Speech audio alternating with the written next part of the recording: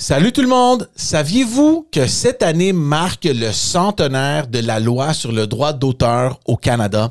Et oui, ça fait 100 ans que cette loi façonne le monde de la création, de l'innovation et des débats législatifs qui définissent ce qu'est une œuvre protégée ou non. Pour marquer le coup, Copybec, une société québécoise de gestion collective des droits de reproduction, en partenariat avec le gouvernement du Canada, a lancé une série balado en 3 épisodes.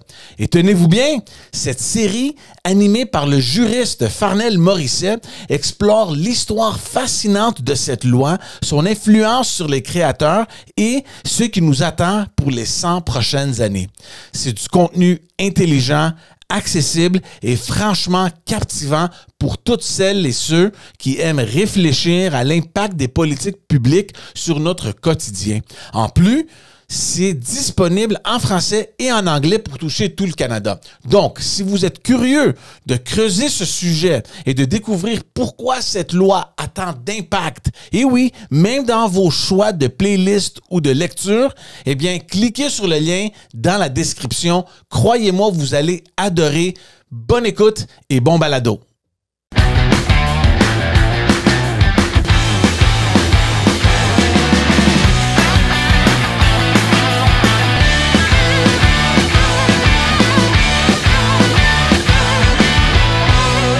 Bonjour tout le monde et bienvenue à un autre épisode de Politiquement parlant. C'est le balado politique avec Salim Idrissi et Georges Tsantrizos. Merci beaucoup d'être là. On vous apprécie énormément, tous ceux et celles qui se sont abonnés sur notre chaîne YouTube. Un grand merci.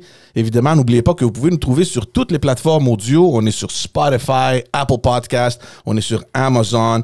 On est littéralement partout. Allez nous trouver, partagez notre contenu. On vous apprécie énormément. Salim, comment ça va? Ça va. L'automne commence à tirer vers sa fin. On voit les fêtes de fin d'année s'approcher à grands pas. Là, on a eu de la neige. Là, j'ai vu, t'as mis une vidéo, vous montez déjà l'arbre. Moi, j'attendrai le 15 décembre, t'auras une congé de TPS. C'est ça. Alors justement, la voix que nos auditeurs entendent ici, c'est qui ça? C'est la voix d'un invité spécial, bien connu. On va te monter tes codes d'écoute. Là. Voilà, bien connu du grand public. Donc, on n'a même pas besoin de faire une introduction. Imagine ça, George. Oh. Non, on a le plaisir aujourd'hui d'avoir avec nous Denis Coderre. Cher Salim. Comment ça va? Ça va bien, toi? Très bien, très bien. Merci d'être là. C'est ça qui est poche avec les podcasts parce que, puis les gens ne le savent pas évidemment, les invités rentrent à la maison, il y a une discussion qui se fait avant. Là, il y a une discussion qui se fait alors qu'on se prépare. Puis là, on commence à enregistrer, puis on a presque tout dit déjà. Est-ce qu'on annonce où est-ce que tu te présentes à la prochaine élection? Je me lance au leadership, Denis. Oui, bon. Un autre qui veut une expérience de vie, c'est correct. Premièrement, comment tu vas? Ça va beaucoup mieux. Ouais. Ça va beaucoup mieux. Me dire honnêtement, là, j'ai réappris à marcher et à parler. Alors, je me dis que si mon AVC ne m'a pas fait ma gueule, personne ne va le faire. Tu as été quand même chanceux, là. Écoute, là, 1 an et demi, je ne marchais pas puis je ne parlais pas. Ouais. Alors, moi, je suis un croyant, vous le savez. J'ai dit, écoute, si tu m'aides, je vais aller faire Compostelle. Alors, j'ai fait Compostelle, j'ai marché 300 km, j'ai fait le Camino portugais. Ouais. Et puis, les journalistes, au début, se posaient des questions, puis après, ils se posaient d'autres questions. J'ai dit, probablement, vous avez dit, quand Jésus marchait sur les eaux, vous aviez dit qu'il ne savait pas nager. Mais moi, c'était important pour moi. J'ai vu 2 personnes. J'ai malheureusement perdu mon père l'année dernière, à 92 ans. Et puis, un de mes grands chums, moi, mon surnom, quand j'étais député à Ottawa, il m'appelait le jeune Picotte. Donc, je suis allé voir Yvon Picotte 1 semaine avant qu'il ait son aile médicale à mourir. Yvon qui m'appuie, il dit, Denis, 1, vas-y, mais il dit 2, je sais pas si je vais être là, mais il dit, si tu fais Compostelle, je vais t'accompagner. Alors, en fait, ce qui m'a aidé à me pousser, juste pour une blague, je le dis tout le temps, ils m'ont dit 2 choses. Ils ont dit, l'Espagne, c'est magnifique, ça va être beau, tu vas sur effrayant. Puis il dit, le chemin est plat. Oh. Il a mouillé 15 jours sur 20 puis j'ai rien que des maudites côtes. Fait que je peux te dire, j'ai des jours d'enfer, mais premier jour, ce que j'ai fait en revenant, c'est un tour de char. C'est une bonne façon d'ailleurs de faire rouler les choses. Denis, on le sait, tu aimes beaucoup le sport. Oui. Et tu connais cette expression, on l'a au hockey, on l'a au soccer, le tour du chapeau. Ouais.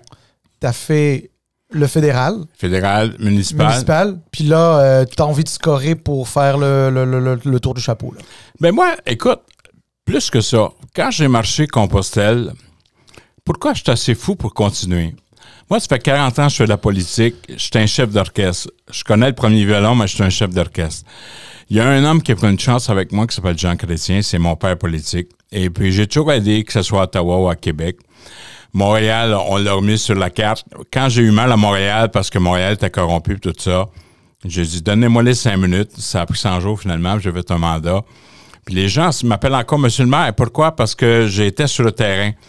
Et tant qu'il y a des gens qui vont souffrir, je vais être là. Si vous voulez me faire ma gueule, faites pas de 3e référendum. Et puis, laissez-moi tranquille. Ouais. C'est pas le cas, si tu veux. Alors, moi, j'ai fait 8 ministères, j'ai été maire de Montréal, je sais ce qu'il faut faire. Et carrément pas que la Constitution, là. On va parler de gouvernance. On doit être ça comme une tape sur la gueule, là. Quand c'est pas ça qui nous donne le café puis le pain sur la table. On a besoin d'être vrai. Il y a des gens qui parlent d'immigration puis qui connaissent pas ça. Il y a du monde qui avait peur de Trump. Il dit, il y a des autobus qui vont venir, des millions de... Voyons donc, gang de cave. Non, parce que j'ai moi-même négocié l'entente des tiers pays sûrs avec les États-Unis. Ce qui veut dire que quelqu'un qui rentre au Canada et qui demande d'être réfugié, s'il vient par la frontière terrestre, on le renvoie aux États-Unis parce qu'ils ont signé la Convention de Genève en 1967 pour la Commission des réfugiés. Le chemin Roxham, avec tout le respect que j'ai pour tous autres, c'est déjà le Canada. Fait que quand tu es déjà rendu et tu demandes de réfugié, tu es au Canada. Fait que tu n'as pas le choix. Mais tu as 2 choses à faire. 1, respecte ton entente des tiers pays sûrs. Puis deuxièmement, arrange-toi donc qu'il y ait plus de monde dans les aéroports internationaux pour qu'avant qu'ils rentrent dans l'avion, après, il est trop tard. Fait que voilà. Alors, écoute, t'as fait donc... Faut que je respire, c'est pour ça que je parle. Non, mais c'est parfait, c'est parfait. De toute façon, on est dans un échange. Donc, t'as fait le fédéral, t'as été député pendant quoi, 16 ans, Oui, je crois? 16 ans. 16 ans, puis t'as été J'ai eu 8 fonctions ministérielles. 8 fonctions? Oui. Moi, je savais pour J'ai l'immigration et les sports. J'ai été immigration, sport, j'ai été ministre de la francophonie. Okay. J'ai été ministre des Autochtones. C'est moi qui ai implanté le règlement pour les pensionnats autochtones. OK. Écoute, moi, j'ai vu des grands chefs nationaux se livrer dans le cercle de vie qu'on appelle, là, puis toute la question des abus sexuels, j'ai vécu ça. Moi, comme catholique pratiquant, bien évidemment, je mets pas tout le monde dans le même panier, mais ils en ont mangé une maudite quand je suis allé voir les sœurs grises puis les pères blancs puis tout le kit, là, fait que... puis je salue le Monseigneur Lépine en passant, qui lui-même, dans le cas des agressions sexuelles du diocèse de Montréal, a ouvert les livres très rapidement, puis ils sont arrivés à un arrangement. Je veux dire, moi, je suis contre toute forme d'impunité et d'injustice sociale. Je me suis occupé des itinérants. Le problème, là, c'est que on a oublié 2 verbes. Le verbe être et le verbe assumer. C'est toujours la faute des autres. On n'est pas capable de... Tu sais, moi, je m'en sac. Pas grave, veut dire, je veux pas préparer la prochaine élection, je veux préparer la prochaine génération. On a besoin des jeunes, mais c'est pas suffisant. Je veux dire, la valeur qui me pousse le plus au Parti libéral, c'est pas la valeur juste des jeunes, c'est l'intergénération. Puis quand ça fait pas, montre que tu as des couilles puis que tu as des principes. Moi, là, quand je suis pas d'accord avec le chef, je démissionne. Quand j'ai voulu me présenter à Montréal, je démissionne. Alors, à un moment donné, là, faut que tu assumes, là. Puis, je suis très controversé. On m'aime ou on m'aime pas. Je m'en sac. Je veux dire, tu veux m'écœurer? Parle pas de moi. Mais je suis pas narcissique. Mais je laisse personne indifférent. Quand je dis aux gens, il y a 95% des gens qui me connaissent au Québec, c'est pas de l'arrogance, c'est parce que je trouve pas le 5%. Partout où je vais. Je veux dire, vous voulez voir des gens authentiques, un coup, vous l'avez, écœurez-moi plus, là. Je veux dire, vous allez avoir le juste avec moi. Posez-moi n'importe quelle question. Et regarde, on m'a demandé, y a-tu des choses qui fait ton affaire? Regarde, lâche-toi là. Si je suis pas d'accord, je vais te le dire. Si je veux pas répondre, je vais te le dire aussi. Alors, justement, on disait que tu as été au fédéral, tu as occupé 8 fonctions ministérielles, tu as occupé quand même des fonctions très prestigieuses, celle de maire de Montréal, dans laquelle tu as un certain nombre de réalisations, on le sait, t'en es très fier. Moi, j'ai des legs. La différence entre la mairesse actuelle puis moi, j'aime ma ville, elle aime sa job. C'est ça. De toute façon, elle a décidé que même sa job, elle ne continuerait plus. Mais enfin, là... elle cherche des héritages. Là, toi, après avoir... œuvré autant de temps en politique et après avoir occupé exactement. Après avoir occupé autant de fonctions importantes, intéressantes, bref. Pourquoi veux-tu devenir premier ministre du Québec? Parce que moi, j'en ai déjà un pays, j'en veux pas un autre. Parce qu'on a un problème de pont à Québec, on n'a pas besoin d'un autre pays pour ça, parce qu'il faut traverser.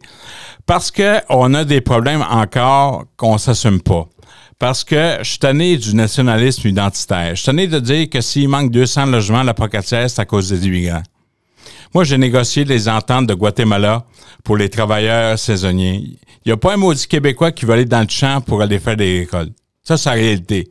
Voulez-vous que je vous dise ce que vous voulez entendre ou je vous dise ce que vous devez entendre? Le fond de ta pensée. OK, ben c'est ça. Moi, j'ai été président du conseil privé. J'ai amené la première loi des fonctionnaires fédéraux sur les sonneurs d'alerte.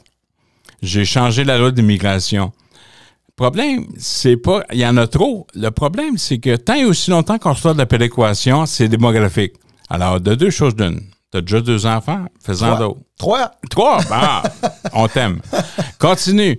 Mais moi, les immigrants, là, écoute, j'ai posé 3 questions à la dernière élection où on m'a battu. On a préféré parler mon cellulaire. J'ai dit, la ville est sale, la ville n'est pas sécuritaire, puis on a un problème d'habitation. C'est quoi le problème aujourd'hui? Les itinérants, je m'en occupais. Projet Montréal riait à l'époque. Moi, je me suis occupé. Écoute, Québécois s'en rappelle, là, quand il y a eu le building, puis il y avait des pics anti-itinérants, là, j'ai dit, t'es enlèves, t'as 48 heures, ou je les enlève moi-même. Ça a pris 24 ans. Faut qu'on ait de la prestance, faut qu'on ait du vécu, faut qu'on ait de l'expérience. C'est un défaut parce que j'ai de l'expérience.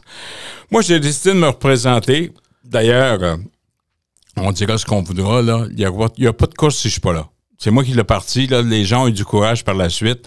C'est du bien bon monde. Mais moi, je pense que il faut qu'ils apprennent à gouverner avant. Est-ce que tu veux dire que tu as insufflé quelque chose en t'annonçant candidat en début d'année dernière, c'est ça? Poser la question, c'est d'y répondre. C'est ça.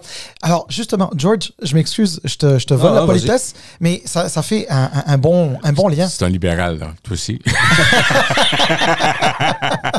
Mais ça fait un bon lien, justement. On va pas parler d'un libéral, on va parler d'un péquiste bien sympathique qu'on a déjà reçu ici. D'ailleurs, on a fait un très bel épisode avec lui, du nom de Pascal Bérubé. C'est mon chum. C'est ton chum, exactement. Puis il a même dit, Denis, si tu devrais te présenter. Oh, ben, exactement. On était au mois de janvier au Urban Beef. Moi, Annie Soleil, c'est ma grande amie qui a failli se présenter au municipal avec nous autres. Puis malheureusement, elle ne pouvait pas parce qu'elle était productrice. Puis je comprends qu'elle avait d'autres enjeux, d'autres devoirs et responsabilités. C'est pas de problème. Il dit, j'ai dit, t'es fou, toi. Il dit, Denis, écoute, t'es comme moi, c'est une drogue. J'ai dit, la différence, c'est que toi, quand tu étais ministre, tu n'as rien fait. Là, tu donnes des conseils. mais Pascal, moi, j'ai pas de problème. Moi, je suis de ceux qui pensent qu'on est capable tous de se parler. Puis de temps en temps, il faut être au-dessus de la mêlée. Puis un homme d'État ou une femme d'État, c'est quelqu'un qui est capable de reconnaître. Alors moi, là, je dirais pas que l'opposition est juste là pour s'opposer. Quand c'est bon, c'est bon. Exemple, je suis pour la loi 21. Oui, il va falloir que tu nous l'expliques, celle-là. Je vais te l'expliquer, c'est bien facile. Tu vas comprendre, tu vas aimer ça. Je veux scraper la loi 96. Le problème d'habitation, c'est pas une question d'argent. C'est parce que ça prend 4 ans pour avoir une crise de permis à Montréal. C'est ça, gang. Donc, efficient. Moi, je veux un Québec fort dans un Canada efficace. Puis, il n'y a rien de parfait. Puis, les amis, il n'y en a pas de sauveur. Puis, voulez voir quelqu'un qui va frapper l'imaginaire? Moi, je veux redonner de l'espoir aux gens. Je veux qu'on s'occupe des gens. Que tu m'aimes ou que tu m'aimes pas, moi, quand je prends une décision, tu peux tout me dire. Mais la journée que j'ai pris la décision, ma job, c'est de la faire. Moi, j'ai une question parce que c'est clair que les gens qui nous écoutent auront compris déjà l'expérience. Oui, on les salue, évidemment. Mais ils comprennent évidemment l'expérience que vous avez et puis il n'y a personne qui nie ça. Mais c'est important et je pensais à ça l'autre jour en préparant évidemment pour cette As-tu travaillé fort, Georges? Pas vraiment. Okay. Pas vraiment, mais mais je pensais quand même à certaines affaires puis je me disais bon, Denis Coderre, il rentre dans la course, c'est sûr et certain que c'est celui avec l'expérience la plus importante. Mais là, je regarde le contexte politique. Raison de plus. Et c'est pas juste ça, on va rentrer dans ces détails-là, mais quand je regarde la question de leadership et d'expérience, et on regarde maintenant un contexte où dans les sondages, puis on s'entend que ça change, mais le parti qui est en avance, avec le leader qui est en avant, et je parle évidemment du Parti québécois, c'est un certain Paul Saint-Pierre Plamondon qui lui aussi... Mais oui, mais je veux dire que on peut dire tous les arguments qu'on veut, mais dans la perception des gens, parce qu'on le dit souvent avec Salil, la politique, c'est beaucoup de la perception. Puis il y a quelqu'un... oui et non, parce qu'il y a quelqu'un qui rentre, qui... Il n'y a pas nécessairement l'expérience que vous avez, mais ça semble fonctionner. Donc, je pense qu'on est comme à une croisée des chemins. Parce qu'on en parle. Le monde boive le Kool-Aid. Mais je veux juste piquer votre curiosité parce qu'on semble être sur une croisée de chemin où on met peut-être de côté l'expérience et on va avec quelqu'un qui est plus humain, plus comme down to earth. Je dis pas que t'es pas humain, mais je veux dire, la perception des gens, peut-être qu'ils mettent de côté l'expérience pour aller chercher un renouveau, quelqu'un de plus François jeune. Legault à la CAQ. Mais non, parce que François Legault, il a l'expérience. Là, les gens vont dire, j'écoute pas assez, là. Il m'a donné un exemple. Moi, je suis allé... Regarde, c'est qui Denis Coderre? Moi, à un moment donné, j'ai dit, bon, m'allez faire parler de moi, je vais aller à l'Assemblée nationale. Puis, contrairement à ce que certains députés disent, ils sont pas mal tous venus me voir. Sauf que moi, quand je suis rentré, je suis pas supposé d'aller dans le lobby faire un scrum. Qui c'est qui m'a amené là? Les agents de sécurité. Moi, c'est toute ma gang. Moi, je parle tout. Mais les chauffeurs de taxi, c'est mes ambassadeurs, puis bon. Là, j'arrive là. Qui que je vois? Mon ami Pascal Bérubé avec M. Paul Saint-Pierre Plamondon. Moi, Plamondon et Legault, je les appelle l'Ancien puis le Nouveau Testament pour ça, parce qu'il y a un nouveau péquiste puis un ancien péquiste. C'est la même maudite gang. Alors, il vient me voir, puis il me prend par le bras, puis là, j'ai dit, tu veux faire les nouvelles, mon Paul, viens-t'en. Fait que là, j'ai dit juste, tu veux-tu me parler de ton budget de l'an 1 de l'indépendance ou tu veux me parler de la Slovénie? Il est parti au bout de 2 minutes. Qu'est-ce que ça veut dire? Ça veut dire que parce que tu connais la gang, je suis capable d'y répondre. La majeure partie des gens veulent rien savoir d'un autre pays. Ils sont contre le référendum. Lui, il pousse ça parce que son gourou, Mathieu Bock-Côté, il l'écoute puis il parle rien que de ça. Moi, là, je te dis, là, mon surnom, c'est « I don't care ». Je m'en fous. En fait, je dirais pire que ça, mais j'ai pas même un blonde que je sacre plus.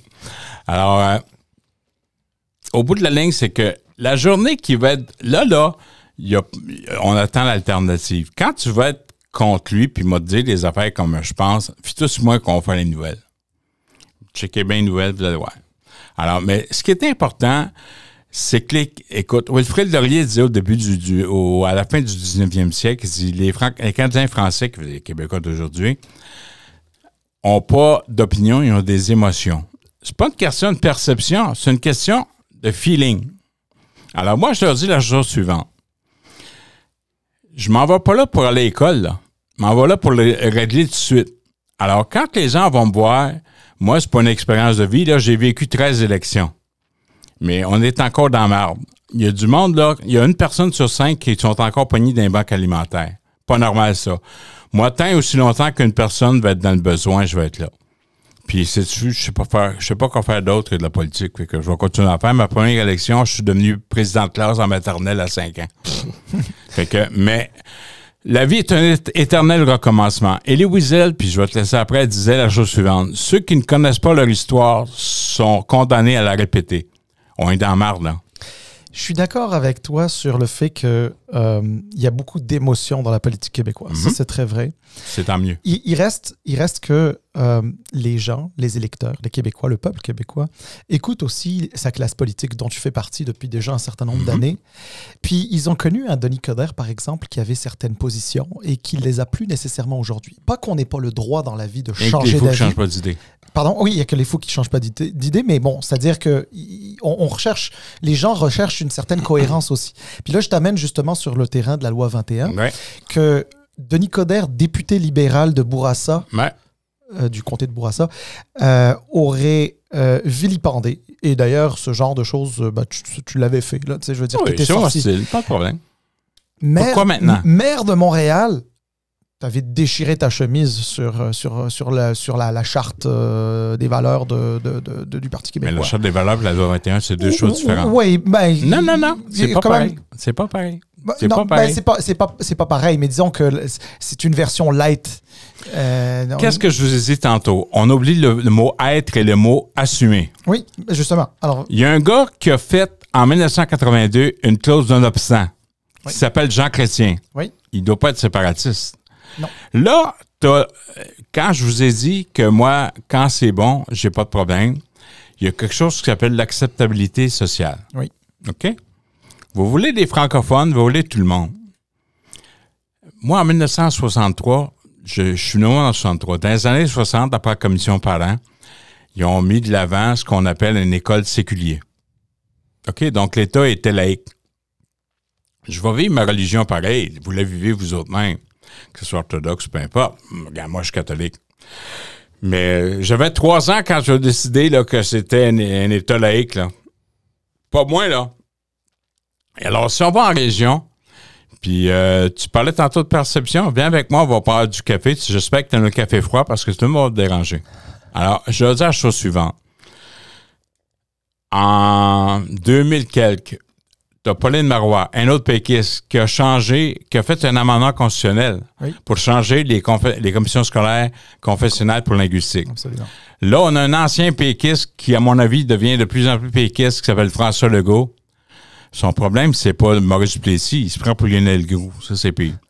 Mais que tu lises la clause non-obstant, je suis d'accord avec ça. Parce que la clause non-obstant, c'est quand tu as un problème politique puis que tu veux pas avoir un gouvernement mené par les juges parce qu'ils interprètent au fur et à mesure la Charte des droits et des libertés, bien, tu dis, je l'applique. Bang. Oui, mais là, alors, justement...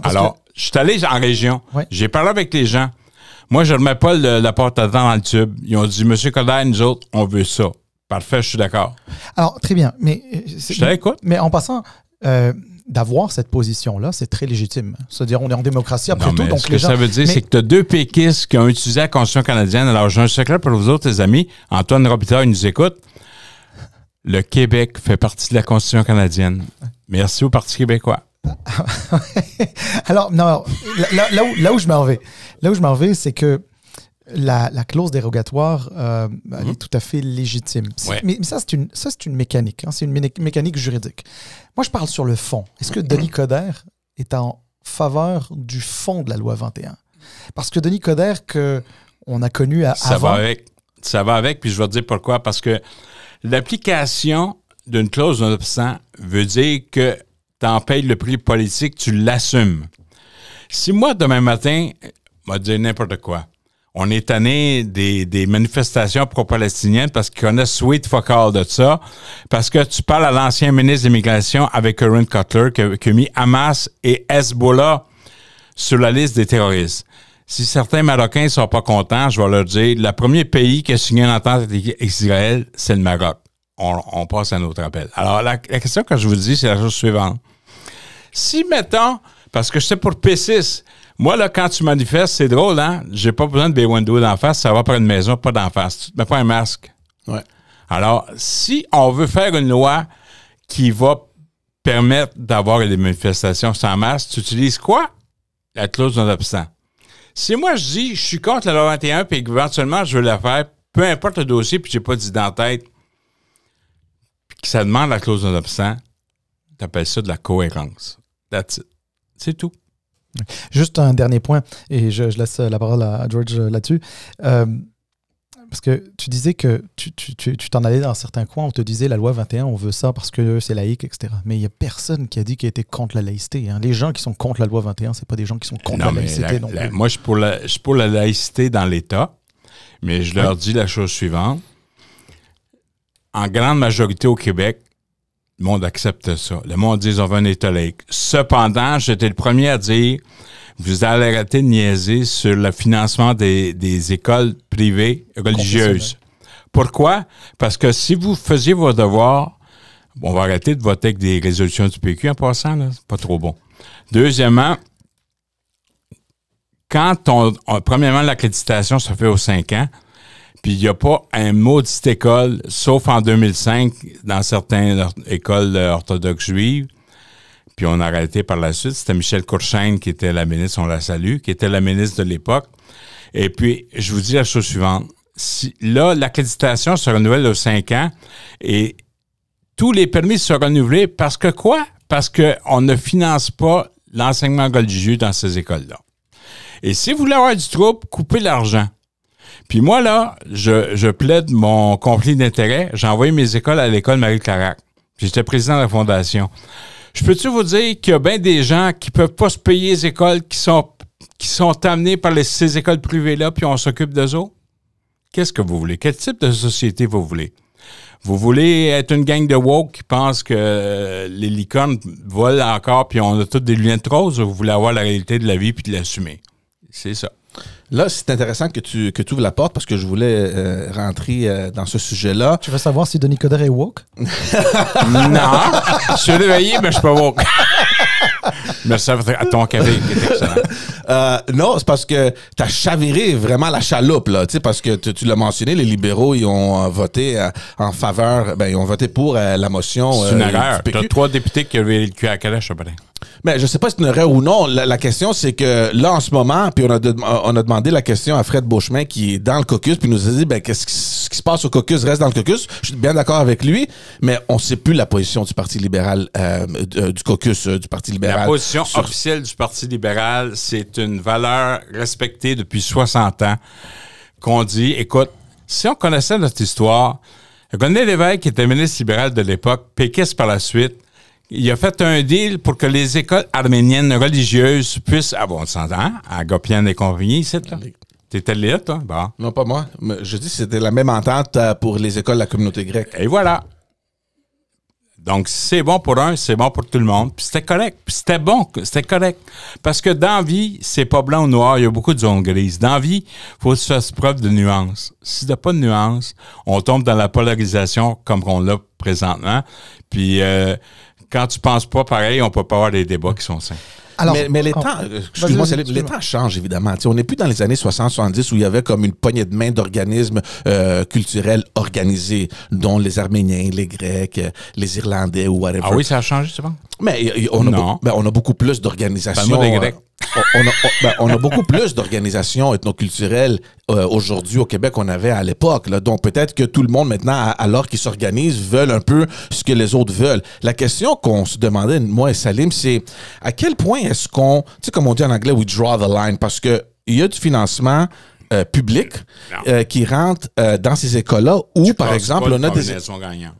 Mais c'est parce que on se demande, puis c'est une question légitime, à quel point est-ce que les fonds publics peuvent financer une situation qu'on a vue, comme par exemple à l'école Bedford. On a d'un côté un gouvernement qui est... publique.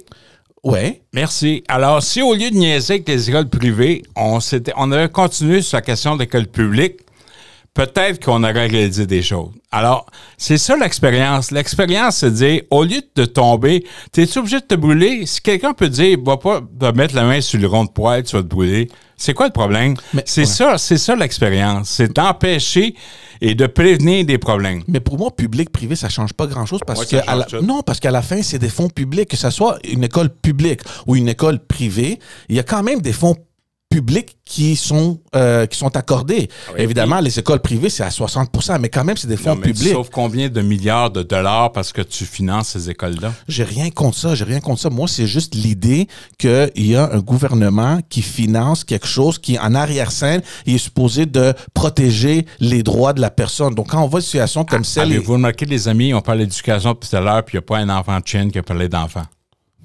On peut-tu protéger les enfants? Où est-ce que l'enfant est le mieux servi?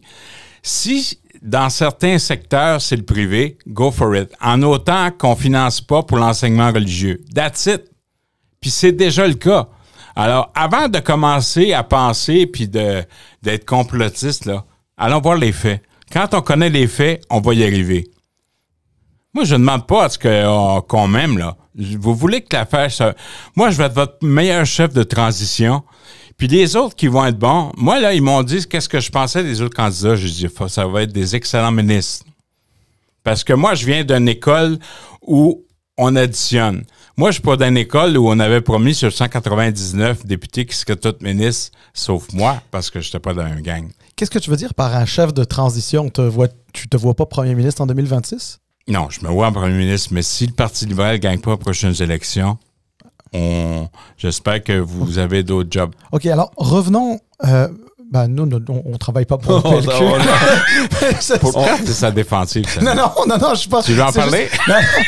Non, je dis, il faut on te donne des faits, là. On n'est plus là. Ça fait longtemps qu'on n'est plus là. Mais, tu peux revenir. Ouais, ben alors écoute, si t'es PM, on verra. non, mais... Quand je suis PM, on s'en reparlera. Bon, on s'en reparlera alors en 26. J'ai pas de complexe d'infériorité. J'ai pas de problème. Moi non plus. Je me sens très bien. Alors, non, mais justement, je posais la question parce que j'ai 61 ans. Okay. Parce qu'on a besoin, en attendant, de faire une transition. Montréal est redevenu Montréal parce que j'ai été maire pendant un mandat. J'aurais aimé ça depuis longtemps, mais la population a décidé autrement, puis il faut respecter ça. Moi, je pense que le Québec est dans la marde, puis il faut les aider. C'est pas moi là qui a dépensé 18 milliards. Là. Philippe Couillard, avec tous ses défauts, a amené 7 milliards de surplus budgétaire. Alors, on est-tu capable d'avoir le cœur à gauche puis le portefeuille à droite? On est-tu capable d'être efficace? On est-tu capable de ramener le pragmatisme? On est-tu capable d'être inclusif? D'arrêter de pointer du doigt puis d'aimer les immigrants et les Anglais rien qu'une fois par 4 ans. Disons, on vous aime, on veut votre bien, on va l'avoir. C'est assez, là. J'ai une question, puis j'espère que ça ne va pas déranger. Mais une population qui vous a dit non à 2 reprises au municipal, qu'est-ce que vous leur dites maintenant pour vous dire oui au provincial? Nelson Mandela a dit qu'on ne perd pas, on apprend. Si tu veux gagner, il faut apprendre à perdre. J'ai fait 13 élections, j'en ai gagné 9. Qu'est-ce que vous avez appris, là? Disons que maintenant que vous dites, bon, j'ai appris, on va revoir les citoyens de Montréal tout est une question d'attitude, tout est une question d'arrogance. Mais quand t'es dans la merde, tu veux savoir un général qui est dans les tranchées puis qui se met là-dedans ou un général qui est dans la tente en arrière puis t'envoie te faire tuer? Alors, OK. Alors, dans les 5 candidats qu'on a actuellement, ce que je comprends, c'est que toi, t'es le général qui est main dedans. Qui a le main dedans. Ouais. T'es dans les tranchées. Ouais. Puis les autres, ils seraient plus en arrière, ils vont laisser la première ligne se faire descendre. Ça veut dire, voici ce que je suis. Les autres vont vivre une expérience de vie. Ils sont pas prêts. Okay. Ils vont l'être, mais ils sont pas prêts. Même Pablo Rodriguez? Moi, je pense que Pablo, j'avais dit à Pablo, puis je l'aime bien. Moi, j'ai fait 3 téléphones avant de me présenter. J'ai parlé à Pablo, j'ai parlé à François-Philippe Champagne, j'ai parlé à Jean Chrétien. J'ai dit, je pense y aller. Après avoir dit, es-tu fou? Parce que j'ai 61 ans. C'est qui t'a dit t'es fou? Mais moi, j'ai posé 3 questions aux gens. J'ai dit, 1, est-ce que je suis premier ministrable? Deuxièmement, est-ce que j'ai les capacités d'expérience? Puis troisièmement, je suis trop vieux. Vous allez être déçus. L'unanimité a dit oui aux 2 premières questions, puis non à la 3e. Pas quasi, l'unanimité. Les 3 m'ont dit, Denis, vas-y, on t'appuie. François-Philippe Champagne ne se présente pas. Jean Chrétien, c'est mon père politique. C'est le seul qui a pris une chance comme ministre avec moi. Puis il n'y a pas de gros ministère, il n'y a que des petits ministres. Alors, peu importe ce que tu fais, quand tu le fais bien, je faisais plus ces nouvelles que Paul Martin puis Lord Axworthy en même temps, là, qui étaient ministres respectivement des Finances et des Affaires étrangères. Par la suite, Pablo me rappelle, il dit, Denis, j'ai changé d'idée. Ben, moi, j'avais vu Pablo, j'ai dit, Pablo, ta job, là, parce que t'es pas prêt, moi, je suis viscéralement contre que le PLQ devienne une succursale du PLC. J'ai dit, Pablo, c'est Trudeau. Va-t'en à la mairie de Montréal, tu vas être extraordinaire. Puis, t'as de l'expérience, mais on n'a pas le même style, puis on n'est pas d'accord sur tout. Mais moi, quand je suis pas d'accord, je démissionne. Ou quand je veux me présenter à la Ville de Montréal, je démissionne. Mais alors, Denis, est-ce que tu trouves pas que c'est un peu ironique lorsque tu dis à Pablo, je ne veux pas que le PLQ devienne une succursale du PLC? J'étais maire avant. Je comprends, mais t'as quand même... J'étais maire avant. Oui, mais un instant. Non, je suis pas... Tu veux dire que je suis un gars du fédéral, non, vas-y. Non, c'est pas ça que je veux dire. Mm-hmm. Ce qui est ironique, c'est que tu as appelé Jean Chrétien, François-Philippe Champagne et Pablo Rodriguez. Aucune figure non, c'est parce que PLQ. C'est pas moi qui les cruisais, là. Vous avez cruisé François-Philippe Champagne, vous avez cruisé Antoine Tardif, vous avez cruisé toute cette gang-là. Pas nous, attention. Nous, vous veux dire le monde, là. Vous veux dire le monde. Antoine Tardif, c'est pas un gars du PLQ, du PLC, je veux dire. Non, c'est un conservateur fédéral. Oui. C'est un fédéral. Moi, j'ai parlé aux gens que je connaissais. Que tu connaissais, d'accord. Mais j'ai vu tous les autres. J'ai vu tout le monde, là. Tout le monde me parle, inquiète pas. Moi, tu me regardes, je te parle, t'es fait. Ouais. Okay, moi, en passant, oui, je suis un peu sur la défensive. Un peu beaucoup. Je n'ai pas cruisé François-Philippe Champagne. Non, t'as appuyé Antoine Tardif, toi. Effectivement, parce que j'avais. Mais Antoine va être très bon parce qu'il est maintenant maire de Victoriaville. Oui. Mais même lui, c'est pas parce que t'es goaler que tu peux arrêter le reste, là. Ah ouais. Hein? Alors, mais quand il a décidé de ne pas y aller, puis qu'il y avait un ancien ministre qui est devenu sénateur, j'ai dit la plus belle chose qui soit arrivée, c'est quand tu vas te présenter, on va parler de toi, on ne dira pas que le gars qui était pour toi, c'est devenu sénateur. Il faut couper le cordon ombilical. Tu comprends? Moi, je fais de même. Moi, je suis un coach de football. Moi, je suis un gars qui peut t'aider d'amener au point A au point B. Moi, je m'en fous. Quand je vais prendre des décisions, regardez Montréal. Ben, le Québec va être pareil. Je sais exactement où aller. Puis on va parler des choses par la suite. Vous allez voir là, que vous allez trouver que ça frappe l'imaginaire. Alors, juste une autre petite affaire. Justement, Pablo Rodriguez et toi. La beauté du code barre. Oui? Qu'est-ce qu'il y a, Pablo? Pablo Rodriguez et toi. Oui, tu match, hein? Oui, mais vous vous connaissez depuis très longtemps. Ben oui. Mais vous étiez au fédéral dans des gangs très différentes. Hein? Toi, tu étais plus gang... Lui, il n'a pas compris, il était avec Paul Martin. Moi, j'étais grand chrétien. Donc, vous étiez des chums, mais vous vous affrontiez dans les investitures pour les candidats, que etc. J'ai gagné, oui. Tu as gagné toutes les investitures? Oui. Bon, ben, il va prendre le micro la semaine prochaine, peut-être. Non, mais je l'adore, Pablo. Mais je dis, Pablo, tu veux-tu passer une campagne? Moi, là, je ne parlerai jamais contre mes adversaires parce que ça donne des munitions aux péquistes et aux autres. Oh oui, non. Mais le PQ souhaite, il va dire des belles choses, puis il va avoir des beaux sondages pour Pablo. Parce que la journée qu'il serait chef, de quoi qu'on va parler? De gestion sous Trudeau, de sapin de Noël, de succursale, facts of life, that's it. Alors, je fais juste dire... Penses-tu que les péquistes, qui sont en tête des sondages, c'est pour ça qu'on parle d'eux, penses-tu que les péquistes souhaiteraient davantage voir Pablo Rodriguez chef du PLQ que toi? Ils veulent pas me voir là parce que je les connais tous depuis 40 ans. J'ai fait de la politique active depuis 1983 puis j'ai vécu 2 référendums. Donc, je sais exactement où est-ce qu'ils s'en vont. Puis Pascal, il riait, mais il riait jaune. Là. Je veux dire, c'est sûr que moi, quand je suis là, je leur réponds. C'est sûr que moi, j'ai accès aux gens. Moi, je les ai fourrés sur 2 points. J'étais un mauvais magicien, là, je donne mes secrets, là, mais 2 points. 1, je suis pour la loi 21. 2, je me présente dans Bellechasse. Coderre dans Bellechasse. Je suis pas de Montréal, les amis, je suis nomade dans Joliette. Je suis un gars d'agriculture. Je suis un gars de terrain. Moi, tu me regardes, je te parle. Le peuple, on s'entend à merveille. Je suis allé dans une ferme à Bellechasse, Saint-Henri de Bellechasse, vendredi. Je m'en retourne à Québec après votre podcast. Regarde, ça va super bien. Je vais n'importe où je vais, ça va super bien. Est-ce que tu lunches toujours au Normandin? Ben, mais-en. Écoute, on est allé au Montarville l'autre fois avec les 5 candidats, puis je me présentais comme le porte-parole des Normandins. En connaissez-vous bien des waitresses qui vont vouloir prendre des photos avec toi où les gens te parlent ou tu as Stab qui se lève avant que tu parles? Moi, là, c'est le même. Non, nous, notre podcast n'est pas assez connu pour ça sent bien, je vais vous aider. Je veux... OK, on parle beaucoup d'élections. On va être très populaire dans les Normandins, toi et moi. Là, c'est ça. Allez chercher une commandite. C'est exact. Non, mais avant de parler, évidemment, élection, puis ce que tu vas faire et tout ça, il faut parler du parti. Parce qu'avant de se rendre à une potentielle victoire électorale, il faut prendre soin du parti. Et on l'a dit plusieurs fois ici sur le podcast, les dernières années sont pas les plus belles pour le Parti libéral du Québec. Il faut fabriquer un peu la machine pour qu'elle commence à rouler. Comment est-ce qu'on fait ça? Comment est-ce qu'on ramène les gens au Parti libéral du Québec? Parce que on l'a parlé à l'extérieur quand vous êtes rentrés. We're bleeding, comme on dit en anglais. Donc, comment qu'on répare? Il reste plus beaucoup de sang. 3 choses.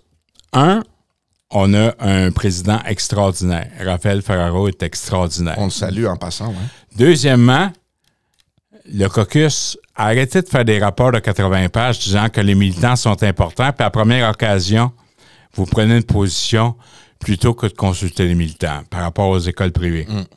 OK? Troisièmement, moi, je ne suis pas un gars de salon, je suis un gars de cuisine. Alors, l'establishment, là, avant de penser à l'establishment, commencez donc à penser au parti. Parce que l'establishment, quand on a regardé la dernière élection, on a tellement perdu que c'est pas les francophones qui ont lâché les libéraux, c'est les libéraux qui ont lâché les francophones. Parce que tout ce qui était 45 ans et plus, c'était des couches de table. Puis le dernier point, arrêtez de penser qu'on est comme les autres. Dominique Andelade, c'était pas le PLQ, c'était le PLQS. Claude Ryan, à l'époque, il a été le pire chef du Parti libéral du Québec, mais le plus grand ministre des Affaires municipales et de l'Éducation. Pourquoi? On l'avait nommé parce qu'on ne voulait pas Raymond Garneau et on voulait avoir quelqu'un qui ressemblait intellectuellement à René Lévesque. On peut être libéral? Faites des alliances, mais arrêtez de vous penser des autres. Puis le dernier point, c'est terrain. Écoute, c'est désastreux le nombre de membres qu'on a au PLQ présentement. Les associations sont mortes. Hein. Non, mais je le dis, Wilfrid Laurier a déjà dit, on n'a pas d'opinion ici, on a des émotions. Amenez l'espoir, faites vibrer les gens, parlez aux gens, ramenez la gestion, gouverner c'est choisir. On ne peut pas se poudrer partout puis dire que tout est beau, que vous êtes fin. Dites-leur, on est dans la marde, on va l'étendre. On n'étouffera pas les fleurs, mais il faut étendre le fumier pour le faire pousser. Mais alors, là, il reste que tu dois gagner une course à la chefferie pour pouvoir espérer devenir premier ministre en 26. Oui. Et je me présente, pareil si je perds, mais moi, la journée que je suis élu, je me présente pas dans une partielle. Je vous dis tout de suite, là. Pendant l'année, je vais faire que du terrain. Ouais. Alors justement, mais d'ici là, il faut quand même gagner la chefferie. Ben oui. Là, il y a quand même, qu'on le veuille ou non, 5 candidats. C'est quand même pas mal pour un parti qui... Puis il n'y a pas grand membre. Il n'y a pas grand membre, exactement. Bon. Alors là, est-ce que... Et j'ai protégé les jeunes. Mais toi, t'es oui, effectivement. Mm-hmm. Est-ce que toi, là, tu te sens compétitif à l'intérieur de ces 5 candidats-là? Écoute, tu voulais savoir ce qu'on apprend de la défaite? L'humilité. Il faut rester humble, puis il faut rien prendre pour acquis. La journée que le Parti libéral, comme n'importe qui, va arrêter de penser qu'il y a le droit divin à gouverner, on va gagner. Donc, mais... Venez pas me dire « Ah, Denis, il faut pas que tu dises de telle ou telle façon. » Vous voulez-vous de l'authenticité? Moi, j'ai pas de langue de bois, fait que je pognerai pas d'écharpe. Alors, travaillons comme ça. Parlons aux gens. Soyons vrais. No bullshit. Moi, ils me demandent des choses, un trou de juillet. Moi, je suis un fils de menuisier. Je suis pas un bâtisseur, je suis un rénovateur. Si le bim est bon, je mettrai pas ma maison en terre. Puis dans la théorie des 3 petits cochons, c'est la maison de briques qui a gagné. Alors, arrêtez de penser qu'on peut être facile puis trop rapide. On commence par le solage, pas par le toit, puis ça va y aller. Donc, c'est quoi la fondation qui doit être réparée d'après toi? C'est quoi qu'il faut être réparé? Il faut être vrai. Il faut arrêter. Il faut penser aux régions. On n'est pas un parti de Montréal, mais Montréal sans les régions sans Montréal, c'est pas le Québec. That's it. Alors, là... si on devait... Excuse-moi. En même temps... C'est l'émotion, mesdames et messieurs. C'est ça. Exactement. C'est comme dirait Lionel Groux, c'est ça? C'est bon, hein? Non, mais là, Denis, t'en veux des idées, moi, t'as donné. Premièrement, je suis écœuré qu'une municipalité demande la permission à Québec pour faire des choses. À partir de maintenant, foutez-moi pas avec la Constitution, on a besoin de ça comme une taxe à gueule, ça met pas du pain sur la table, mais on va parler de gouvernance. Les municipalités sous un gouvernement Coder vont être pas une créature des provinces, un gouvernement de proximité. Ça veut dire que je vais scraper la loi M30. C'est quoi la loi M30? Si vous aimez les 12 travaux d'Astérix, c'est le formulaire A38 dans la Maison des Fous. On est obligé de demander une permission pour avoir des subventions directement d'Ottawa. Ça prend 2 ans pour se faire des noms. Puis ça fait des niaiseries comme le Resto Pop, là, où on aidait des personnes âgées à avoir de la popote roulante. Là. Et puis, ils sont en train de se chicaner entre Ottawa et Québec sur regarde, le pouvoir de dépenser. Quand tu es un vrai contrepoids, quand tu mets pas tout le temps l'opinion publique basée sur l'identité puis l'épée de Damoclès d'un autre référendum, ça marche pas. Mais moi, je vous garantis que non seulement ça baisse le nombre de fonctionnaires, on est respectueux de ceux qui payent, puis on n'est pas obligé d'avoir le singe sur l'épaule tout le temps, là. Alors, si un maire est élu, c'est parce qu'il est légitime. Si un député fédéral est élu, c'est parce qu'il est légitime. Faites affaire ensemble, vous allez voir, ça va marcher. Et puis à ce moment-là, on donne de l'autonomie, puis on continue ce qu'on a fait sous Couillard. Tu te rappelles, moi, avec Régis Labombe? Le statut? Le statut de métropole, le statut de capitale nationale, l'autonomie municipale, on va faire ça. Deuxièmement, je ne parlerai pas d'environnement, je vais parler de l'eau. Je veux nationaliser l'eau. Je veux que pour des raisons d'embouteillage, d'assainissement et d'approvisionnement, si on est capable de gérer le vin avec le SAQ, on est capable de gérer l'eau avec la SEQ. On a 3% de l'eau potable dans le monde. Il s'est vendu pour 300 milliards de dollars US l'année passée d'eau. L'eau pétillante, 45,6 milliards. Nous autres, on a acheté 350 millions de bouteilles d'eau à 2,5 piastres chaque. Ce qu'on doit savoir, c'est que 27% de ces bouteilles-là sont remplies à même les champlures. Il y a 82 municipalités où on déverse les eaux usées dans l'eau directement. Marcel Léger, il y avait des fautes à péquistes, mais il a eu une bonne idée il y a 45 ans, quand il était ministre de l'Environnement. Il a mis des usines d'épuration partout. Là, ils ont 45 ans, il faut les refaire. L'embouteillage, l'ESCA à Amos, c'est bon, hein? Ben oui, elle appartient à une filiale de Morgan Stanley aux États-Unis. On n'a pas poigné dans le dos, on n'a pas des valises. Alors, si l'embouteillage appartient au Québec, après Hydro-Québec, si on veut un vrai nationalisme, à ce moment-là, on possède notre eau. Puis je vous garantis que je donne une redevance d'eau aux municipalités, mais au lieu de faire des fonds consolidés, Jacques-Olivier, Dieu ait son âme, Jacques Parizeau, Dieu ait son âme, parlait de fonds consolidés. Moi, je vais faire des fonds dédiés. Alors, si on ramasse de l'argent pour l'eau, on va pouvoir financer des infrastructures d'eau. Comme ça va marcher, vous allez voir. C'est-tu normal qu'un agriculteur à Saint-Roch-des-Aulnay, dans la Côte-du-Sud, est obligé de vendre parce qu'il n'y a plus d'eau? Il creuse en plus profondément que 500 pieds, il n'y a plus d'eau.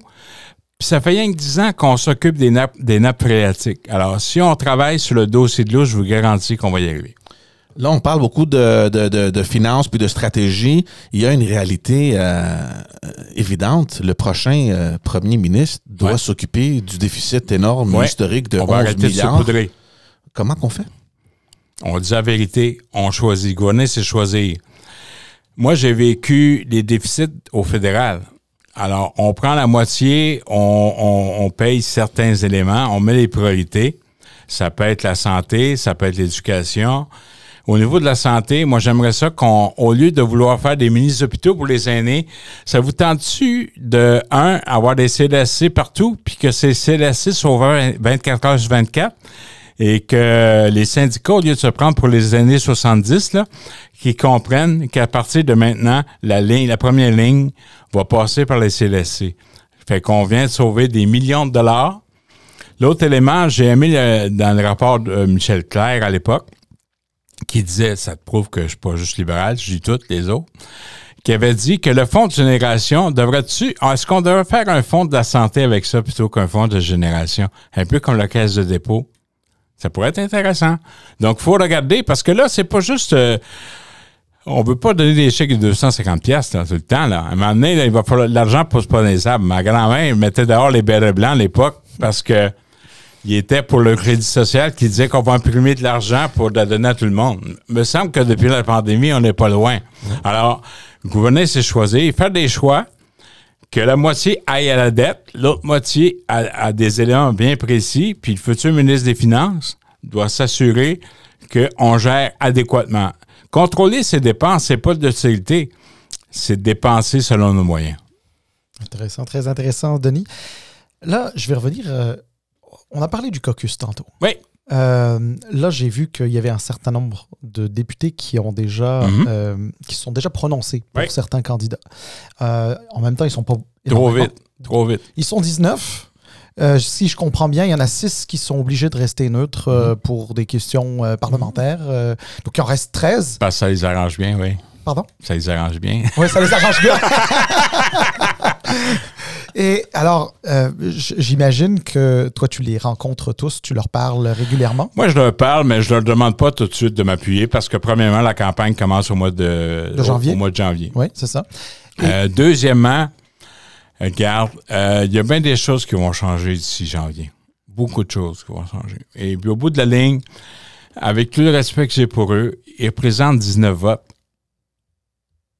C'est tout. Je veux dire, puis je les respecte, puis ils font un bon travail. Des fois, ils ont besoin d'être dirigés autrement, là, mais ça, c'est une autre affaire. Mais Je pense que là-dedans, il y en a beaucoup qui commencent depuis peu. Alors, d'où l'importance d'avoir quelqu'un d'expérience à leur côté. Mais alors justement, parce que la personne d'expérience a déjà façonné un peu son style, forcément. Et comment tu vas chercher l'adhésion des gens du caucus à un style de leadership auquel le PLQ n'a pas nécessairement été habitué? Voulez-vous avoir raison ou vous voulez gagner? OK, donc c'est une question de... Votre choix. Ou alors, ils usent leur fond de culotte sur les banquettes arrière de l'Assemblée nationale. Est-ce que c'est ça le message, dans le fond? Le message, c'est que vous avez un choix. Voulez-vous vivre une expérience de vie ou vous voulez gagner? C'est tout. Je veux dire, écoute, moi, là, en plus, je prépare pas juste la campagne au leadership, je prépare la campagne électorale. Je fais les deux en même temps. Ça va être le même vote. À l'époque, tu disais marcher et mâcher de la gomme en même temps. Et voilà, c'est moi ça. C'est bon. Mais alors, là, Denis, parlons... Alors, parce que là, on a parlé du PLQ. Là, parlons un peu de tes adversaires. Les adversaires du PLQ. Ouais. Donc, bien sûr, il y a les colistiers. Il y a la CAQ qui est au gouvernement. Ouais. La CAQ puis Québec solidaire, oubliez ça, c'est fini, non? C'est fini. C'est fini. Alors, peux-tu nous en parler? Quand François se prend pour un péquiste parce qu'il revient à ses anciennes origines, il n'a jamais changé. Je le respecte, mais il fait trop d'erreurs. Puis écoute, Jacques Bouchard, à l'époque, disait qu'il y a 36 codes sensibles, il en reste 2. Il reste la sécurité culturelle puis la sécurité financière, le portefeuille puis la langue. Quand on est obligé d'embarquer dans l'identité, c'est parce qu'on est dans les derniers recours. Québec solidaire, ils sont féministes, ils sont même pas capables de payer la coprésidente au même salaire qu'un député, fait qu'on le passera. Puis moi, je pense que j'ai déjà dit à Gabriel Nadeau-Dubois, toi, t'es un carré rouge, moi, je suis rouge au complet, fait que t'as le choix. Non, mais tu sais, c'est ça la game. Puis moi, là, on a vécu Projet Montréal, qui est le club école de Québec solidaire, puis on regarde Québec solidaire aller, là, ça va faire les woke, là. Donc, alors ça, c'est intéressant, parce que toi, tu vois que la CAQ, c'est terminé. Mais la CAQ, on s'entend jusqu'à aujourd'hui, et pour le moment, peut-être pour encore un petit bout, c'est François Legault. Mais j'entendais, je pense, ce matin, il y a comme un sondage Palace, ou je sais pas trop 53% des gens sont insatisfaits, puis Geneviève Guilbeault aurait 15%. C'est ça. Who cares? Oui, alors justement, Geneviève Guilbeault, il y a peut-être Simon Jolin-Barrette. Qui change d'idée 3 fois sur le 3e lien, oui. Mais tu penses-tu que sans François Legault, il n'y a pas de CAQ? Oui. Parce que moi, je pense que la CAQ, c'est François Legault. C'est un one-man show, dans oui. Dans le fond. OK. Comme Maurice Duplessis. Oui. Comme Maurice Duplessis. Oui. OK.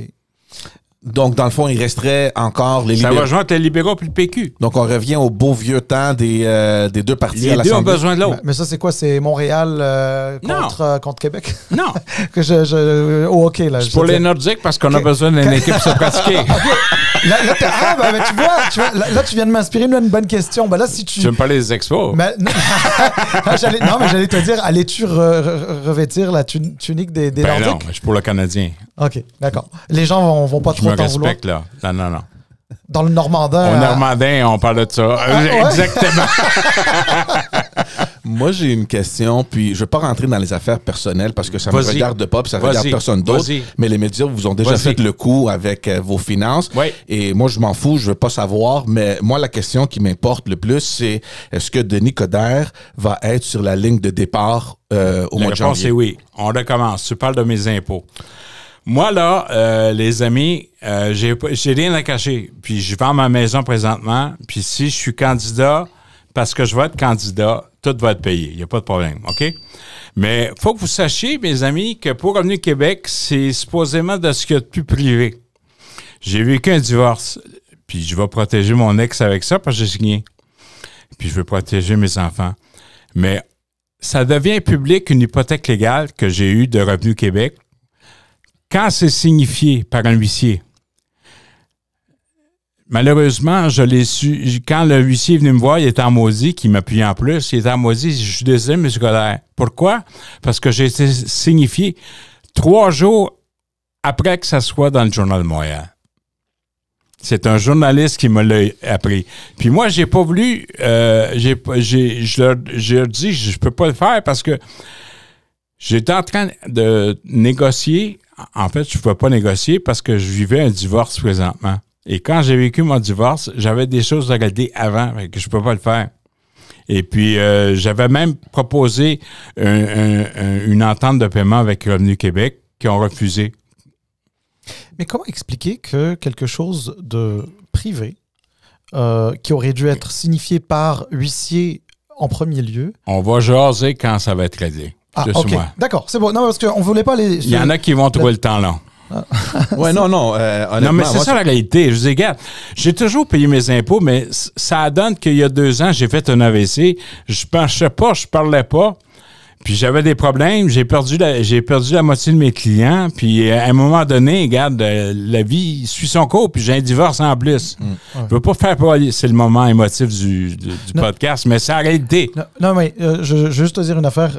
George et moi, on a mais pas de ça spécifiquement, mais de la vie privée des personnes en politique, on en a souvent parlé, puis on trouve, en tout cas, je parle pour moi, tout du moins, on trouve que effectivement, parfois, on va un petit peu trop loin. Puis là, si tu me dis qu'il y a une étape qui a été sauté, franchement, non, c'est dégueulasse. Ça n'a pas de bon sens. Non, c'est dégueulasse. Puis regardez, la preuve que je suis allé plus loin, là, j'ai mis ma maison en vente, puis j'ai fait de la publicité pour ça, tout le monde en a parlé. J'ai même mis la valeur de la maison à vaut 628 000 $. Je demande 750 000 $ pour. Puis il y a 15 salles, j'ai mis 60 000 $ de rénovation dessus, de toit est neuf depuis 2 ans, puis thermopompe centrale neuve depuis 2 ans. Là, on fait la publicité de la maison, c'est ça? C'est ça que ça sert à podcast. Non, mais ce que je veux dire, c'est que j'ai rien à cacher. J'ai pas de problème. Non, mais honnêtement, moi, ça me regarde pas. Puis moi, je voulais juste savoir si, au mois de janvier, le Denis Coderre que nous connaissons... La réponse, c'est que je vais être là. Oui. Okay. La question, en prolongement de celle-ci, Denis Coderre, si, admettons... Je me présente pareil. Donc, vous seriez candidat dans Bellechasse en 2026, ouais. Quoi qu'il arrive. Oui. Ça, je trouve ça courageux. Oui. Il n'y en a pas beaucoup qui disent ça. Non. Mais là, l'autre question, c'est ça... c'est l'hypothèse que si vous ne gagnez pas le leadership, vous voulez être candidat, mais qu'est-ce qui arrive si le prochain leader ne veut pas de Denis Coderre dans Bellechasse? Il est dans la merde. Il est pogné avec...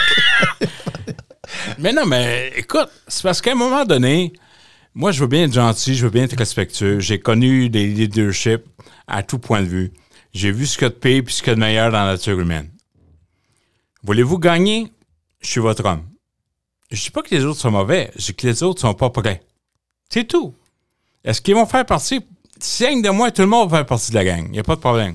J'ai aucun problème avec ça. Je ne suis pas insécure. En prévision des élections fédérales qui s'en viennent, puis on comprend que avec les sondages que Poilievre nous regardons, Poilievre risque de gagner. Dans l'éventualité où vous devenez premier ministre du Québec, comment ça va être cette relation-là avec... Elle va être parfaite parce que je vais toujours respecter ceux qui se font les... Puis le meilleur exemple, Poilievre, je l'ai salué quand il a pris sa position sur le TPS qu'il veut enlever sur les nouvelles maisons, nouvel accès à la propriété pour les 1 million et plus, 1 million et moins. Moi, je mettrais ça à 1,5 million, puis je ferais 2 choses. Ou bien je vais enlever de la TVQ, ou bien je vais la baisser à 2 %, mais le 2 % qui reste va servir à un fonds dédié pour le logement abordable. Et j'ai envoyé un message, je leur ai dit, avec moi, vous n'entendrez pas parler de constitution, puis si vous me donnez de l'argent, je vous promets, je ne baisserai pas les impôts avec. Moi, je veux que ça soit efficace.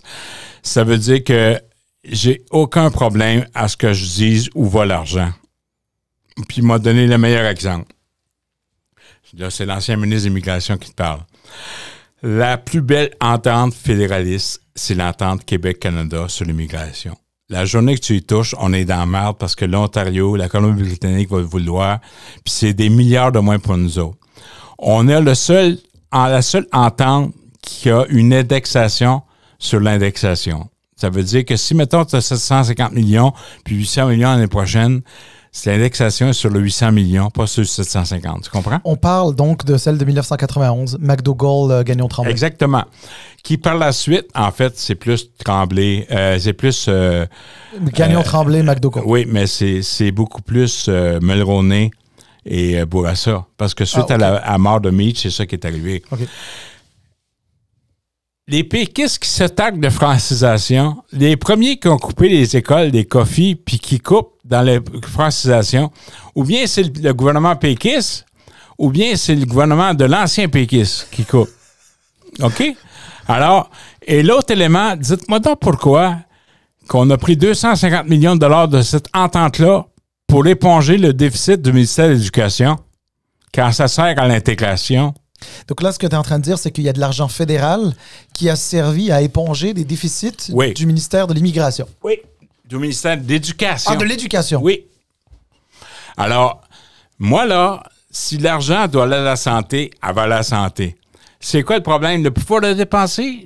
Est-ce que ça va m'enlever de la souveraineté? Regarde, la vraie souveraineté, c'est pas d'avoir un autre pays, c'est de se nourrir 3 fois par jour.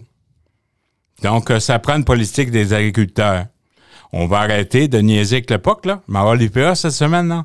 Je veux qu'on s'assure qu'on dise les vraies affaires puis qu'on parle au vrai monde. Alors, peu importe qui est là, il va en manger de maudite s'il ne fonctionne pas.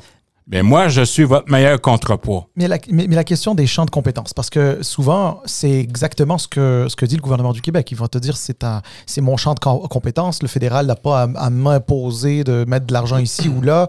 Pourquoi? Qui me donne de l'argent puis qui me laisse faire. Moi, j'ai pas de problème avec ça. Moi, là, honnêtement, là, je suis Québécois au coton. J'ai pas besoin. Quand je me dis, comme on a déjà dit, quand je me rase le matin, je suis Canadien et Québécois montréalais. Il n'y a pas de problème. Là, je vais être de Bellechasse. Il n'y a pas de problème. Je vais rester là, je me cherche une maison dans Bellechasse en plus. Mais moi, Salim, ce qui est important, c'est qui paye. C'est la même poche qui paye. Alors, follow the money. Si tu suis l'argent, moi, là, dans la vie, là, on m'a appris, si tu cherches la popularité, tu ne seras pas respecté. Si tu cherches le respect, tu vas être populaire. Et tu as le choix dans la vie. Ou bien tu dis le juste, ou tu es menteur. Si tu es menteur, j'espère que tu as de la mémoire parce que sur toi, tu dis la même affaire. Donc là, si j'ai bien compris, toi, tu n'as pas de problème que, par exemple, le gouvernement fédéral est rentré au Québec puis on dit, nous, on finance les soins dentaires puis ça va être à travers Service Canada. Moi, je vais aller plus loin que ça. Moi, je suis pour Paul Gérin-Lajoie, qui est décédé malheureusement, qui était un précurseur extraordinaire. Si toi, tu fais ça, moi, je vais m'occuper dans toutes les juridictions du Québec puis que ça touche le fédéral, je vais m'en mêler. Fait que je vais faire l'international, je vais faire la francophonie, ouais, je vais m'en aller. Moi, quand je suis maire, là, les chefs d'État disaient, on veut passer par l'hôtel de ville avant de passer par Québec puis Ottawa. Il n'y a pas de problème. Ça va être fatigant. Donc, les champs de compétences, ça ne dérange pas. Quand c'est partagé, c'est partagé. Quand c'est de notre affaire, on va se faire respecter. Mais ça, dans ce cas-là, c'est pas partagé, c'est exclusivement au Québec. Là, Pardon? Parle-moi d'exemple. La santé, là, c'est partagé. Ben, partagé. C'est-à-dire, le système de santé, c'est les provinces qui le gèrent. Mais il y a un ministère de la santé. Les principes viennent du fédéral aussi. Les grands principes, c'est une loi nationale. Oui, c'est ça, c'est une loi. Mais l'application, c'est comme la justice. C'est ça, exactement. C'est ça, exactement.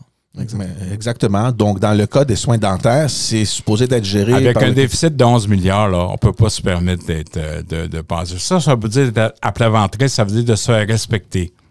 Moi, là, parce que j'ai cette expérience-là, je sais où aller. Quand je vais voir les premiers ministres des autres provinces, ils me diront pas un autre référendum. Ils vont dire, voulez-vous du sucre dans votre café? Là... Comme tu as fait. I'm sweet enough. Tu as parlé de référendum, puis on voit un peu la montée du PQ, Paul Saint-Pierre Plamondon, qui... Profitez-en avant que j'arrive. Ben, c'est ça où je veux t'amener parce que lui, il semble être fixé sur un 3e référendum. On voit que dans les sondages, ça semble pas être le cup of tea là, des Québécois, mais comment on gère ça? Georges, la journée qu'on a un gars qui veut faire un référendum, le premier mandat, il fait quoi pendant ce temps-là? Faut que je m'occupe du référendum, excusez. Ça veut dire que tout ce qui va toucher la santé, tout ce qui va toucher ce qu'ils vous disent, c'est de la diversion, c'est de la bullshit. Moi, je veux m'occuper des vraies affaires. J'ai pas de temps à perdre de m'occuper de constitution. Moi, j'en ai déjà une citoyenneté. J'ai pas besoin. Puis quand ils ont fait le rapport, j'aime bien Sébastien puis l'autre, là, mais c'est une diversion pour parler d'autres choses, pour pouvoir pas avoir à faire les nouvelles à 5 heures le soir. Oui, mais là, ton nouveau parti, le PLQ, souhaite se doter d'une constitution. Je leur ai dit que c'est une perte de temps. Mais ça, on rentre pas un peu dans un conflit parce que tu as les militants qui désirent une chose, puis tu as un potentiel leader qui dit, moi, là, je m'en fous de ça, faites ce que vous voulez, moi, je vais d'un autre chemin. On va parler aux membres, on va se reparler. Mais les membres, justement, ils ont voté pour avoir ça. Non, mais qui vote? Oui, mais on peut voter pour avoir ça. Ça ne veut pas dire demain matin. C'est quoi la priorité de là? Qu'est-ce qu'on doit faire là? Moi, je suis d'accord avec toi. C'est juste que, encore là, je regarde les perceptions. Puis quand ça fait déjà un membre. Je suis déjà membre, donc t'as pas à me convaincre. Georges, la question, c'est que c'est le genre de leadership que j'offre. Yep.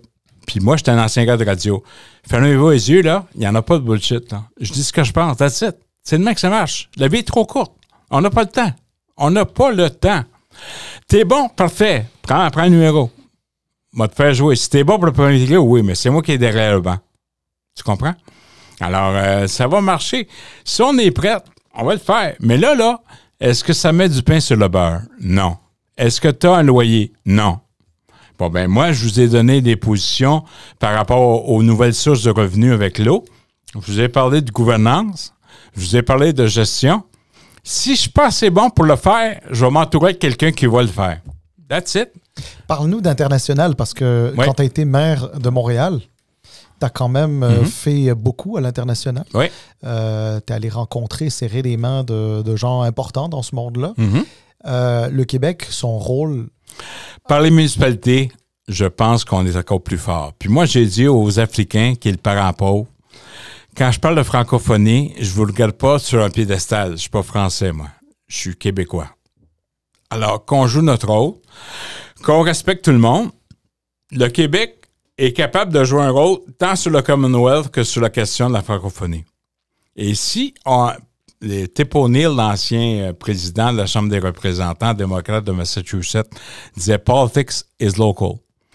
Si on met l'accent sur les municipalités et on travaille ensemble, on peut avoir du fun. C'est pas gros solage qui compte, ça first swing dans le manche. Je veux pas vous amener sur un terrain qui peut-être n'a pas rapport au Québec, mais ça, rapport au Québec, on voit ce qui se passe aux États-Unis, une question d'augmentation de tarifs, etc. Un premier ministre, Denis Coderre, comment il gère cette situation-là? Moi, j'ai pas de problème avec Donald Trump, parce que Donald Trump a gagné partout. OK? Et puis, le problème des démocrates, c'est on vote jamais pour l'opposition, on défait le gouvernement. Mais on a le problème, c'est le même problème ici aussi, d'ailleurs. C'est pas juste c'est pour ça qu'il va y avoir un changement partout. Alors, la seule chose que je te dis, allez voir le monde. Soyez sur le terrain. Arrêtez de voir juste les élites. Si t'as faim, c'est pas dans le salon que ça se passe, le frigidaire puis le poêle est dans la cuisine. Il est dans la cuisine. Arrête de regarder de haut. Puis l'establishment, ils ont beau vouloir faire, là, à part de payer des lunchs corrects, là, mais au bout de la ligne, ça ne donne rien. Allez voir le monde, parlez au monde, puis vous allez voir, ça va embarquer. Mais ayez quelque chose à proposer, amenez de l'espoir, puis soyez authentique, puis ça va marcher. Je sais qu'on a pris beaucoup de ton temps. Là, tu disais qu'il faut que tu t'en ailles en région de Québec. Salim, t'aurais-tu... Ouais, moi j'ai un petit jeu. Ouais, OK, let's go. Es-tu prêt à jouer? Ah oui? Un petit jeu très facile, très très facile le jeu. Je vais te donner un nom. Ouais. Puis je veux une qualité. Pas de problème. Pas une tonne de qualité ou s'il n'a pas, on va le dire. Allez, commençons par François Legault. C'est une qualité. Économie. Si, écoute, puis moi, je vous le dis, là, j'ai déjà dit, moi, quand je vous parle, c'est parce que je l'ai déjà dit, là. La journée que tu embarques dans l'immigration puis l'identité, c'est une pente glissante. T'es faite. OK. C'est ce qui est arrivé. Marc Tanguay. Marc est quelqu'un de vrai. C'est quelqu'un... Moi, là, dans la vie, c'est beau d'être élu, mais il faut durer aussi. Puis je pense que c'est une valeur sûre. Gabriel Nadeau-Dubois. Je lui souhaite un bon congé parental, puis il a choisi sa famille, ça c'est bien. Paul Saint-Pierre Plamondon, une qualité. C'est quelqu'un respectueux. OK. Fred Bélanger. Fred Beauchemin, pardon. Il va faire un excellent ministre. OK. Voyons, Marc Bélanger. Marc Bélanger, que je connais, je les connais tous. Il est vrai. Il sera peut-être pas prêt, mais le fond est bon. Charles Milliard. C'est la même chose. Charles, là, je veux dire, moi, je pense que le Parti libéral a énormément de profondeur. Mais pour avoir de la profondeur, il faut aussi avoir des étapes, mais il ne faut pas sauter les étapes. Donc, quand tu dis la même chose que Bélanger ou que Fred? C'est les trois vont ensemble. OK, les trois vont ensemble. Bon. Pablo aussi. Pablo aussi? Oui. Ben non, mais là, c'est pas très original, ça. Tu me demandes des réponses, tu me demandes pas d'original. Non, mais je voulais une qualité. Tu connais Pablo depuis 40 ans. Donc, forcément, il doit bien y avoir une qualité que tu dois lui reconnaître et qui doit être différente de celle des autres. Pablo ne l'a pas eu facile, mais il faut que Pablo écoute. OK, mais ça non, mais il n'a pas eu une qualité, ça. Non, mais il n'a pas eu facile. C'est-à-dire qu'il est déterminé. OK, il a écoute, il ne parlait pas français ni anglais quand il est arrivé à 8 ans. C'est un réfugié politique d'Argentine. Son père a vécu des choses épouvantables. Il est allé à Sherbrooke. Je respecte ça. Mais moi, je ne veux pas que le PLQ devienne une succursale du PLC. D'accord. Bon. Donc, il fera un excellent maire de Montréal. Et Denis Coderre.